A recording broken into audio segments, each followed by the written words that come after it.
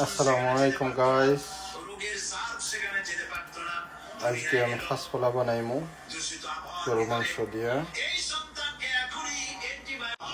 Already গরু মাংস সিদ্ধ দিয়েছি, কারণ নিজস্ব বাংলাদেশ পরে দুবাই তো বা ইউএসও আমেরিকা তো যেগুলো আমরা ইয়ত্ত নিয়ে আনি, ওই যে গ্রোসারিত্ব নিয়ে আনি, এগুলো হইলো ফ্রিজ। আর এগুলো মাংস সিদ্ধ না করলে এগুলো খাইতে ভালো লাগে না। এমনিতেও ফাংশা সিদ্ধটা করলে ভাইরাস গেলো, এগুলো মেডিসিন না। সাথে যাবেন আমি বানাই করলা বাজে করলা, করলা খাচ্ছি,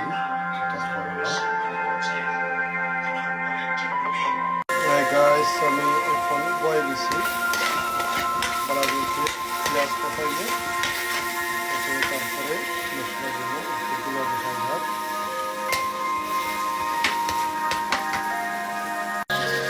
ওকে গাইস, আমার মশলা কষানি হয়ে গেছে গিয়া, এখন মাংস দিব। মাংস একটু কষাইব অলরেডি।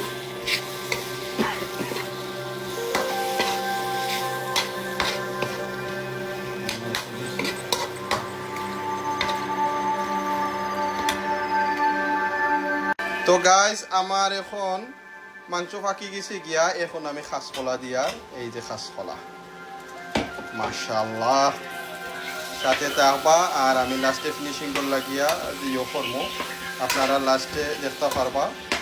খুবই সুন্দর কালার হয়েছে, এই যে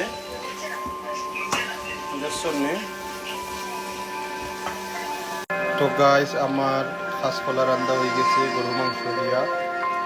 এখন নামাইলি মু ধনিয়া পাতা দিয়া,